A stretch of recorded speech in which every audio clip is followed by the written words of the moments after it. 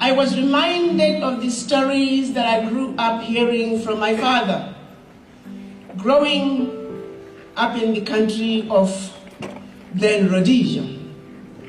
But prior to them British coming to Zimbabwe, we were none other than the powerful Monomotapa Kingdom.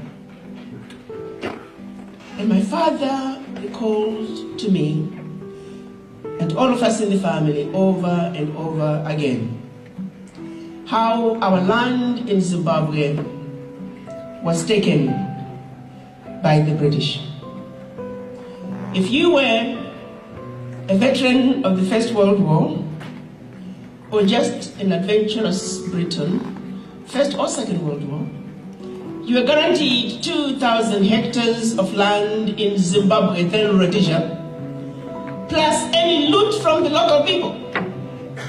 I repeat, if you were a veteran of the First or Second World War, or just simply an adventurous Briton, you were guaranteed 2,000 hectares of land in Rhodesia, plus any loot from the local people.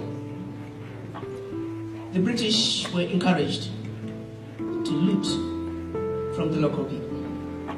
They even have that law in the books today. It's called the British Loot Law.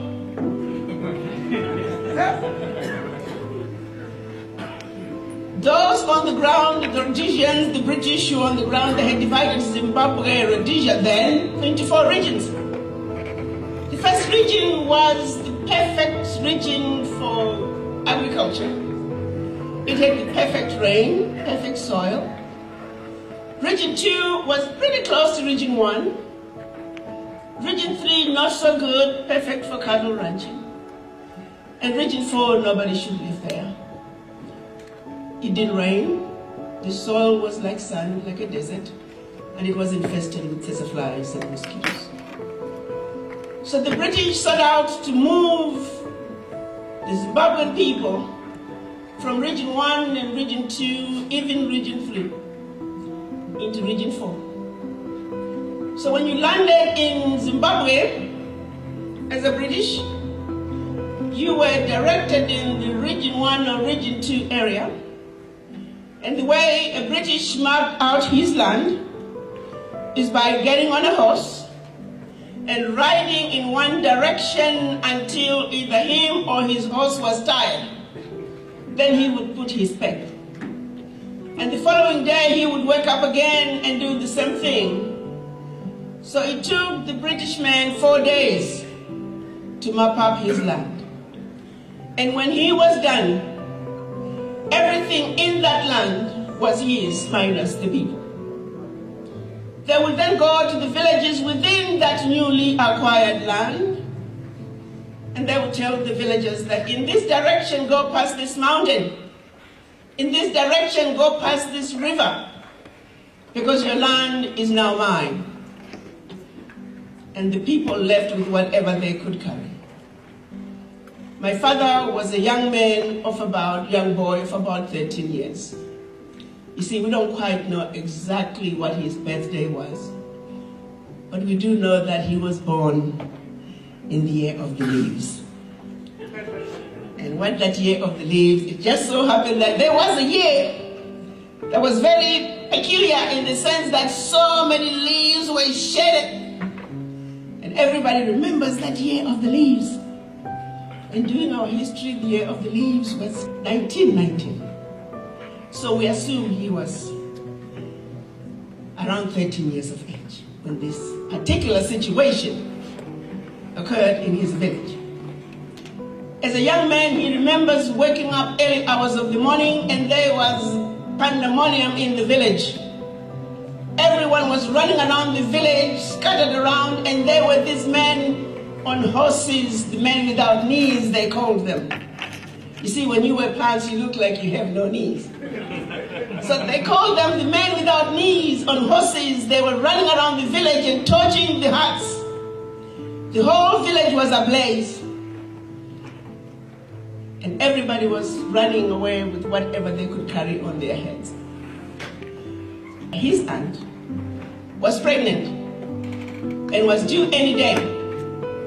So they had to ask these men without knees for permission to allow her to stay until she could deliver. So they had negotiated that her heart was the only one that could not be set on fire. So they decided that maybe if we just left one young person, a child, just maybe that the British would not kill them. So it was my aunt, his aunt, who was pregnant, a grandmother who was the midwife, her husband, and another sister, and my father, who stayed behind in this village that had been torched up. And they were huddled in this one little hut. And my father recounts the biggest fear that he had every morning was the fear that this white man without knees on a horse would stop by every morning and wanted to know whether or not his aunt had delivered. Sadly for them, it took 3 weeks before she could deliver. And 3 days after she delivered, they were asked to walk. We didn't care where you go, just get away from now my land. And unfortunately for them, no sooner had they landed in what they thought would be their new home, before they could regroup, yet another British came out and mapped out his land. And once again, here they were. So they decided this time, they were just going to go as far away as they can, hoping that no other white men would come and claim their land as theirs. That is the story I grew up being told by my father. And he would always say, where our land originally was, it was now the land that was owned by Oppenheimer of Oppenheimer Funds. And when we would drive past that land, you could drive at 120 kilometers an hour, and you were still on his farm. His farm was larger than the country of Belgium. And my father would always say, someday we will get our land back from these thieves. I grew up truly believing that the British were thieves. Because as a little girl, that's what my father told me. And I believe him. And based on that story, you cannot deny that. So those who chose to say the way in which the land was taken in Zimbabwe, I would always say, let me tell you my story from my father. Let me tell you how the land was taken. And that is our truth, that we were denied. We were told lies. Then you fast forward over a century later. I often say, I'm the granddaughter of a grandfather who was dispossessed of his land. And then my white Caucasian friend is a granddaughter of the thief who stole the land from my grandfather.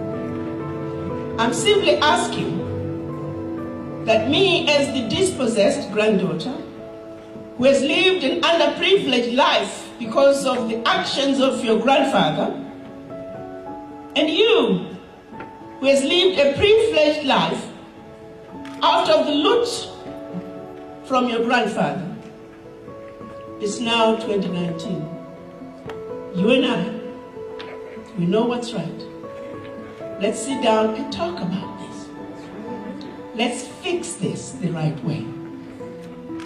But instead, my colleague then says, but I had nothing to do with it. This land is now mine. To which I will also say, but I also had nothing to do with it. I've lived an underprivileged life. What's right is right, and what is wrong is wrong. So the truth of the matter is, because you will not agree to fix this situation, do you want me to beat you up?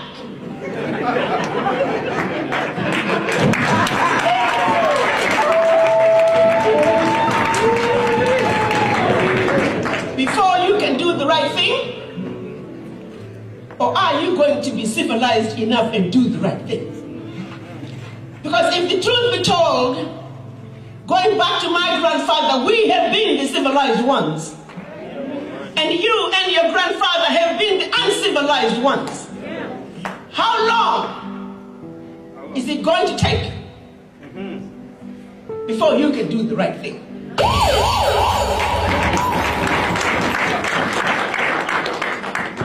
And the story did not go on just in Zimbabwe.